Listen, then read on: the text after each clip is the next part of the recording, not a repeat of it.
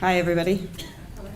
I'm delighted to come back here this year. It's a beautiful hotel to come to, and such a historic part of Brisbane. It's really, really lovely. But it's also it's nice to be here because actually, a big thing happened in Queensland this year for Huntington's disease. I'm not going to talk about it much because that's going to be Dr. Rob Adams' job coming up after me.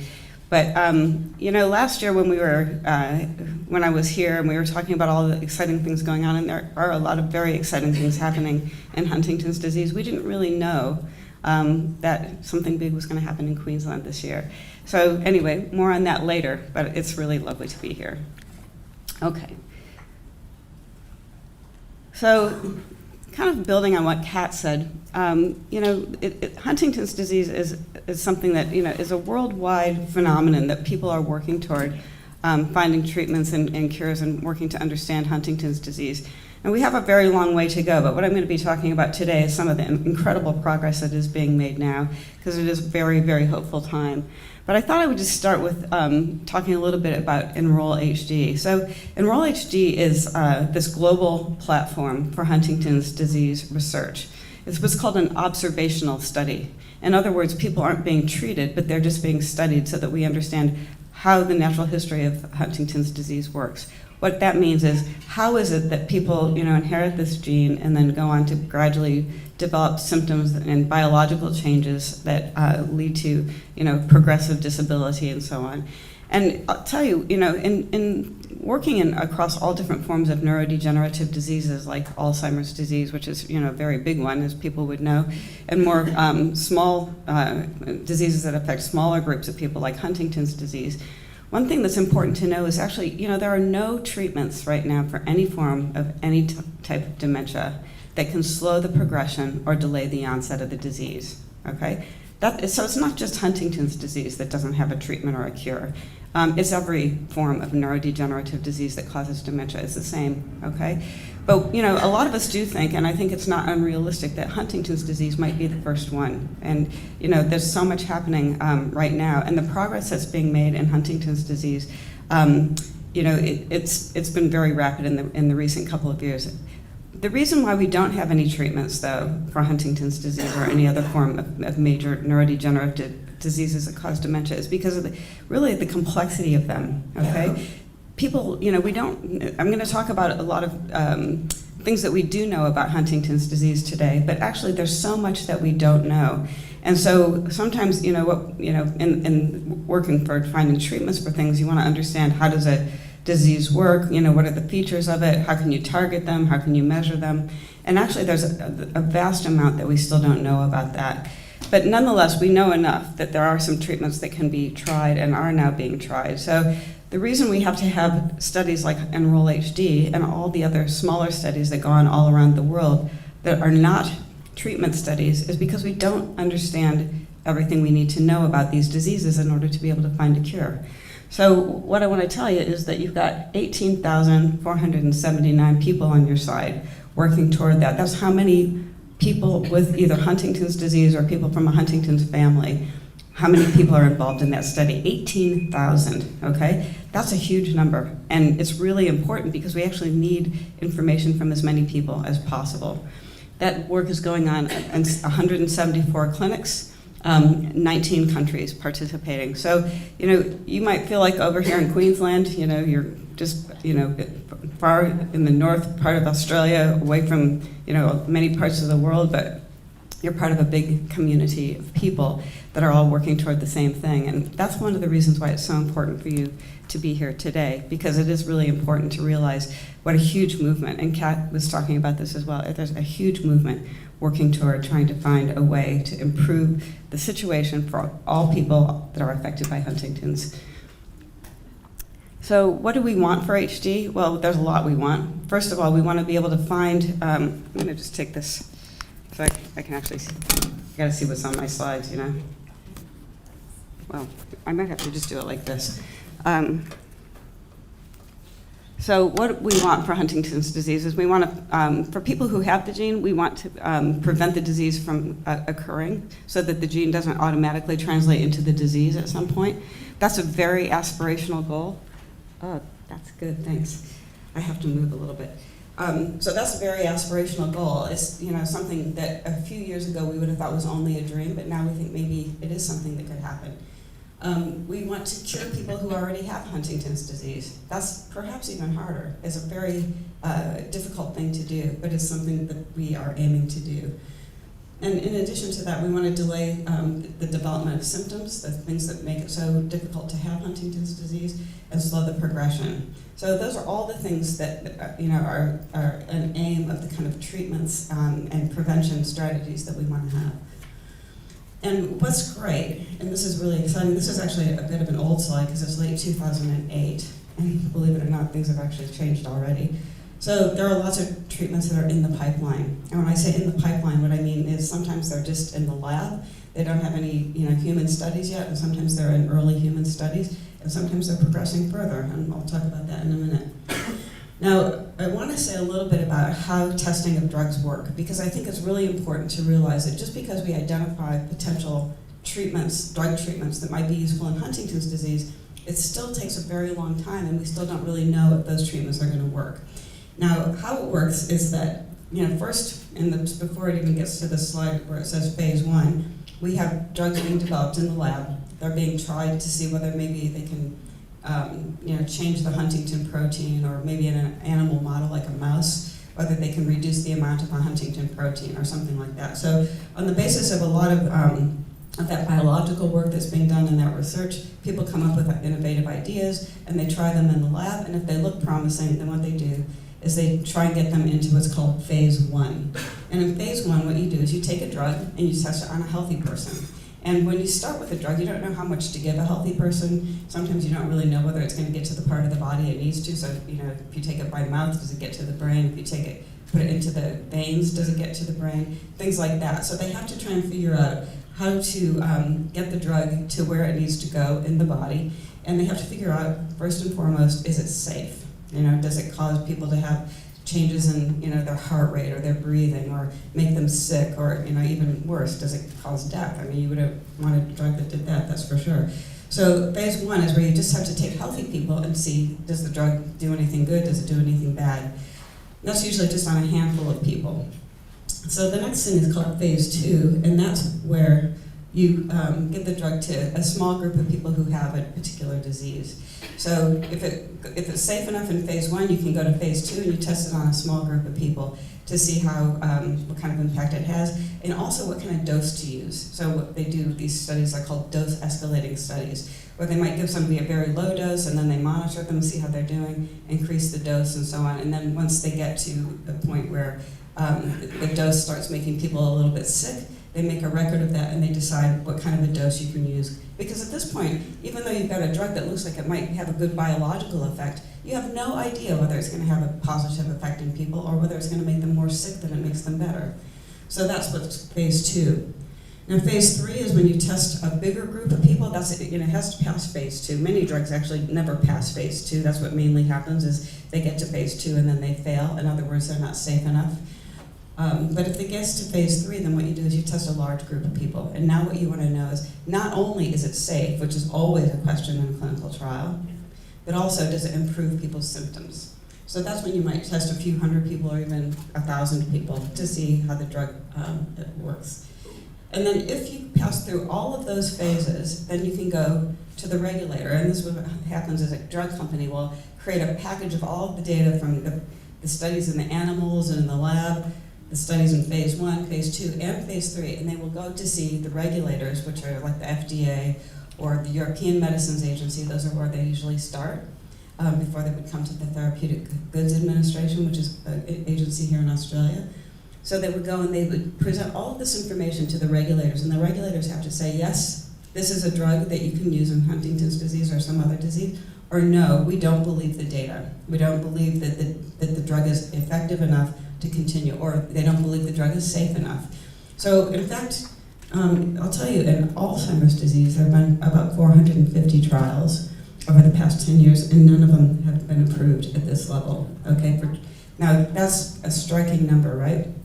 There are, and I should say both for Huntington's and for Alzheimer's and some other diseases, there are diseases that can make the symptoms better. Like for Huntington's, we have treatments that can reduce the movement disorder, but they don't treat the disease itself, they just treat the symptoms of the disease. So when I'm talking about not having any that have passed through this part, we don't have any yet that slow the progression, delay the onset, make symptoms better at the same time as improving the disease. Okay, so we're working on that really hard, and I think many of us feel that we are on the verge, perhaps this year or next year, of being in a position to change that statement. Now, what I wanted to tell you is that we have all of these drugs being tried in people with Huntington's disease, but all of them are now, some are in phase 1 and in the pre-phase 1 stage, but there's no, almost everything we're trying right now is still in phase 2, but there's a new phase 3 trial, which I'll talk about briefly in a minute. So this one is an interesting trial. It's called the Signal HD trial, and I just wanted to mention it because I mentioned it when I was here last year. It's an interesting trial because it's not really targeting the Huntington protein specifically, but instead what it does is it's targeting some of the, what we call downstream effects of the protein. But what's interesting about this is they're coming to the end of the trial now, and they're getting ready to go and see the FDA. And they have some evidence not only that this treatment changes the brain for the better, but it also seems to be having some effects on people's symptoms. And it's kind of a small effect, but people are very interested to see whether the regulators will approve it as a potential treatment for Huntington's disease. It's not the game-changing treatment, but it's certainly a good potential contributor. Now, I want to talk just a little bit about this protein, the Huntington protein, for a minute, and I'm not going to talk about it in great detail, but it's important to understand a little bit about it to understand some of the treatment strategies that are being tried. So this is just a picture of the Huntington protein, and what you can see here on the left, this is kind of a little string. It looks like a little coil or something like that. And that's actually the Huntington gene. And it's kind of an expansion from this little piece here, which is showing you a picture of chromosomes. And what people will know is that the Huntington protein, it's a series of what we call CAG repeats that are coded for in the gene. And what happens is when you inherit your genes, you inherit some from mom and some from dad. And if one of those parents has the Huntington gene, then you have a 50-50 chance when that inheritance part comes in, you have a 50-50 chance that that gene could contain the expanded CAG repeat number that causes Huntington's disease. So what happens in people who have Huntington's disease is almost always they have one normal number of CAGs and one abnormal. So you've got a pair of these. And both the normal and the abnormal one, they all make the protein. So you have some of the protein's normal and some of the protein is abnormal because it has the CAG expansion in it. So what you can see here is that there's the gene and it codes for the repeats, and if you have an increased repeat, then it creates an abnormal version of the Huntington protein. Now, why that's important is because some of the most groundbreaking strategies that we have now, what they do is they interrupt the production of the Huntington protein. And some of them interrupt the production of both the good protein, the one that's from the normal production of the protein, and some interrupt only the abnormal one, the one that has the expanded CAGs. So this is just kind of an interesting thing because and one of the things that we don't know scientifically yet is, can you really disrupt both the normal and the abnormal version of the protein and still have a good outcome, or is it important to try and target only the abnormal version? And it looks like you can actually target both, but it's easier to target both than just to make it selective for one or the other, so that's why this is an important question. So what I wanted to show you is that this is a study, this is the Ionis-Roche study, the one that's just finishing right now, and the one that has some results that have come out. And what I know it's like the graph and it looks like scientific and everything, but it's actually not too hard to understand because just see how these dots here are up at the 0 line. That means no change from the treatment, and that's in the group that only got the placebo treatment. And then this shows you people who got 10 milligrams, 30 milligrams, 60 milligrams, and higher doses. And what this shows you is how much the Huntington protein went down, okay? And so what you can see here is, there's one person up here who doesn't look too good, but at 120 milligrams, you've got people who are about 40% less of this protein after having this treatment.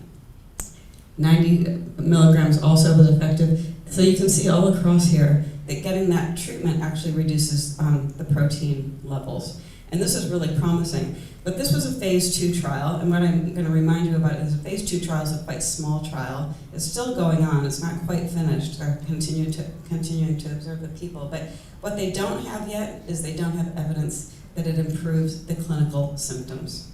Now, what do I mean? Well, actually, you can change the brain without having it have an impact on everybody's on everyday life.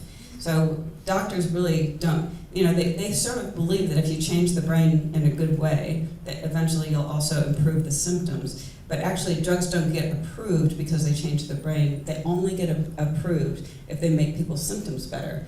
And this treatment so far it's not showing us that it's improving symptoms. But the reason it's not showing us that is because it was such a small study. And symptom improvement is a very sort of subtle thing. You need to have a big study to be able to see it. So the answer to the question, does this drug improve Huntington's disease? We actually don't know the answer to it yet. We know that it reduces the protein that is associated with the disease. You would think logically that means that symptoms improve, but it isn't necessarily so. And that's why we need to have the next study.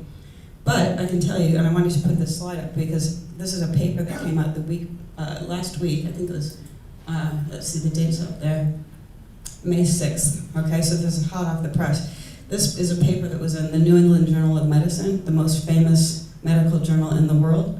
And it says, targeting Huntington's expression in patients with Huntington's disease. And this is where they showed that data from that last graph I just showed you. So why did this make it into the most famous medical journal in the world? Absolutely the most famous. It's because medical scientists consider this to be a very, very important breakthrough. So there is a lot of excitement about this, and I think this is one of the reasons why the field is so optimistic right now. And there is a treatment, there's a study that is going to be the phase 3, the larger study that's now started. It's just had its first few patients. It's a big international study. It is going to be going on here in Australia, only in Sydney and Melbourne at this stage, but it's going to have 660 participants across the world and 89 sites. And so it'll be a big study. It'll take about 3 or 4 years before we'll have some results from that, maybe a little sooner. I'm not going to talk about this study. This is going to be something that Dr. Rob Adams is going to talk about, but this is another really promising one of that nature that's trying to affect the level of the protein. And I just thought I would talk about this one because there's big news about the company Unicure right now. They've got a compound or a drug called AMT-130, which is a kind of a gene therapy. It's a little bit of a different kind of approach than both the Roche, Ionis, and the WAVE trials.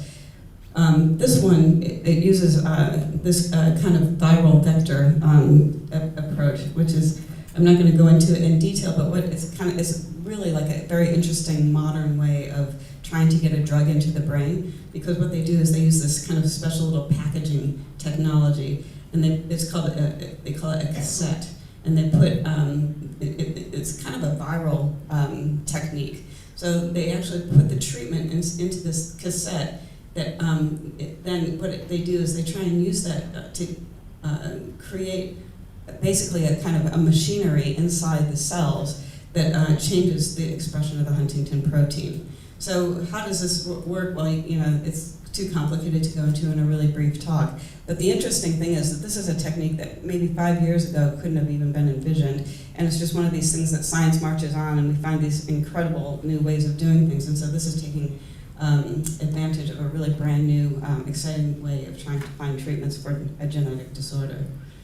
So the news about that was that they received what's called fast track designation from the FDA, which means that the regulators think this is such an important and promising kind of treatment that they're going to take it out of its regular, very slow cycle of approvals and do what's called fast tracking it so that it can get into trials right away. And in fact, it's happening so quickly that they got fast track approval, I think in April, and now they're getting ready to see the first patients probably in July, so the study's getting ready to start up. Quite a complicated study because you actually have to have brain surgery to get the drug. You actually have to have holes drilled in the skull and the drug is injected down into the brain. It shouldn't be I know it sounds pretty awful, but this is not actually that difficult to do. but it's not going to be the kind of thing that can easily be delivered to thousands and thousands of people like it needs to be. But the other thing to say about it, which is really important, is that it's an irreversible treatment. It's a one-time treatment that's thought to never be able to be reversed. So you can imagine you have to proceed very carefully with a treatment like this to make sure it is safe, because once it goes into the brain, it changes things forever. So safety is the first goal of the study. It's going to be a very small study, less than 40 people, that'll be starting quite soon now. So that's the end of my slides, and I think all I wanted to kind of end with is to say that it's, I started by saying how big the global effort is, and Kat also talked about the global effort for Huntington's disease. But what I want to say is that the efforts here in Queensland, what you guys are doing is just an important part of this as well. And so I suppose the thing to kind of remember is being here is a quite important thing for you to do. Learning about this, spreading the information that you have, and also the other thing is that there's a big movement to try and get people from the communities to help us to understand how to make the research more relevant to you, better for you, to make sure that we're spending the time and the money on the things that are going to be meaningful to you. So having you be here means that you can have a voice, and you can talk to the researchers, you can talk to the doctors about what it is that you need, what bothers you about Huntington's disease. And then we can try and work together in better and better ways over time. So that's the end of my talk, and I just think it's really important to know that this is a really tremendously optimistic time. We're in a historic period for Huntington's disease and for neurological diseases in general. So keep up the fight, and we'll all see what we can do together. Thank you.